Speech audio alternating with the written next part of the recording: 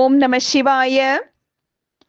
இத்தகைய சர்வேஸ்வரன் தேக சிரமம், யாகம், தானம், பெரும் செல்வம், அரசு முதலியவற்றால் அறியத்தக்கவன் அல்ல என்று வேதங்கள் முழங்குகின்றன. சாந்த சீலராகிய முனிவர்களால் சொர்க்க மோட்சங்கள் சித்திக்கத்தக்க சோபனமான வஸ்து ஒன்று இருக்க வேண்டும் என்று சொல்லப்பட்டு இருக்கிறது. அர்த்தவாதத்தில் ராகத்வேஷ குரோத அபத்தங்களோடு சேர்ந்து கொண்டு அவித்யாராக ஸ்வரூபமாகவும் மகா மிருதுவாகவும் பார்ப்பதற்கு பலர் அனுஷ்டித்ததாகவும் சம்சாரத்தை உண்டு செய்வதற்கு காரணமாகவும் விளங்கும் வாக்கியங்கள் சிலவும் இருக்கின்றன. அவை அதோகதியை உண்டு பண்ணத்தக்கவை.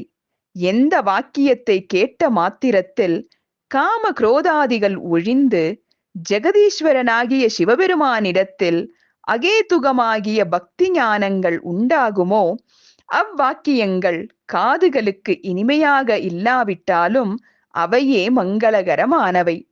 14 புராணங்களும் இதிகாசங்களும் வேதங்களும் சாஸ்திரங்களும் அறநெறியை முன்னிட்டு முனிவர்களால் கர்ண பரம்பரையாக சொல்லப்பட்டிருக்கின்றன.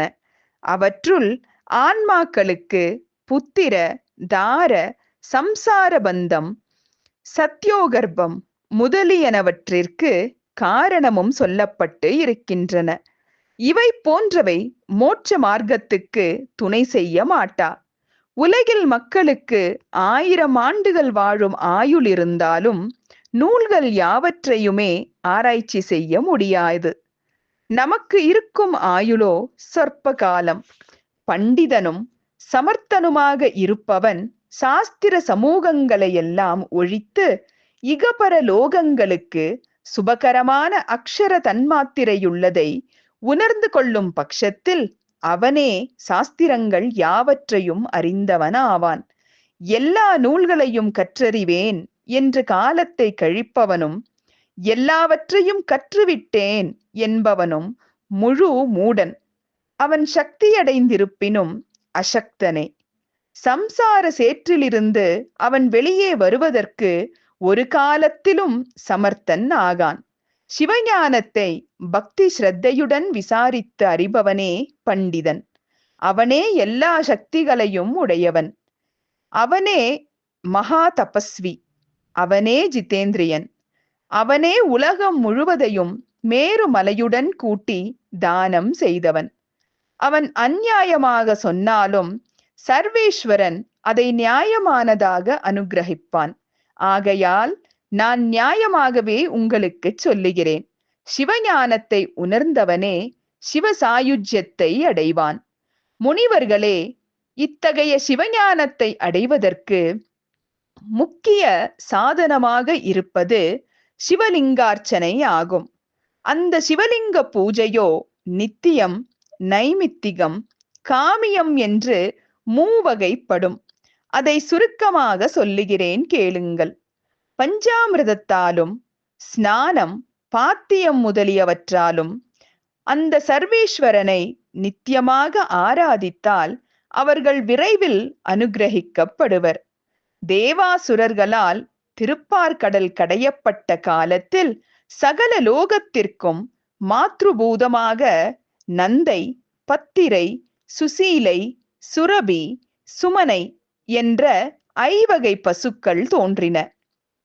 அவ்வ 5ல் சுரபி என்பது தேவர், மானுடர், முனிவர் முதலிய யாவருக்கும் உதவி செய்ய வேண்டும் என்ற கொள்கையோடு பூவுலகத்தை அடைந்து சர்வேஸ்வரனாகிய சிவபெருமானின் திருமஞ்சனத்திற்கு பயன்பட கருதி பூமியிலேயே தங்கிவிட்டது. அப்பசுவின் கோமயமும் கோரோஜனமும் கோசலமும் ஷீரமும் ததியும் நெய்யும் உலகத்தில் யாவற்றையும் பவித்திரமாக செய்யும் ஷடங்கங்கள். இந்த 6ல் ஒன்றாகிய கோமயம் ஒன்றினாலேயே சிவப்பிரீத்தியாக உள்ள வில்வ மரமும் பத்மத்தின் விதைகளும் உதித்தன. இவற்றில் வில்வ மரத்தை லக்ஷ்மி முதலியவர்கள் ஸ்ரீவிருக்ஷம் என்று கூறினார்கள். பசுமையான கோரோஜனம் சிவபெருமானின் அபிஷேகத்திற்கு உரிய சாமான்களில் சிறந்த ஒன்றாகும். கோசலத்திலிருந்தே சாம்பிராணியாகிய தூப திரவியம் தேவ பிரீத்தியாக தோன்றியது. பிராணிகள் யாவற்றுக்கும் வீரிய விருத்தியை உண்டு செய்யும் தயிர் அப்பசுவின் பாலிலிருந்து உண்டாயிற்று. அந்த ததியிலிருந்து நெய் உண்டாயிற்று. அந்த நெய்யிலிருந்து தேவர்களுக்கு பிரீத்தியாக உள்ள அமிர்தம் தோன்றியது.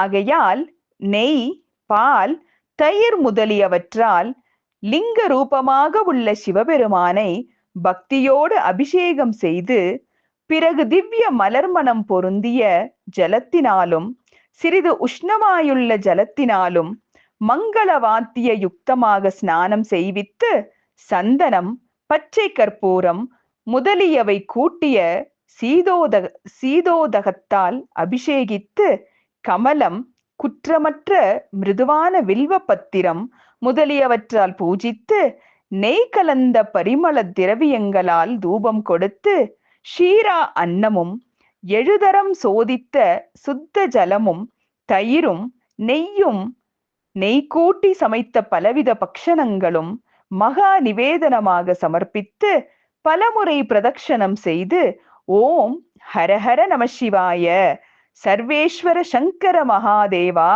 என்று சாஷ்டாங்க தண்டம் செய்து, பலவித பாவங்களை செய்த பாபியாதலின் என்னை மன்னிக்க வேண்டும் என்று க்ஷமாபணம் செய்து, இத்தகைய விதியால் சிவபெருமானை லிங்க மூர்த்தத்தில் பூஜித்தால் அத்தகைய பக்தனின் விஷயத்தில் கிருபை கொண்டு பிரசன்னராய் இகலோக பரலோகங்களிலும் அடைதற்குரிய கோரிக்கைகளை கைகூடும்படி அனுகிரகிப்பான். ஓம் நம சிவாய.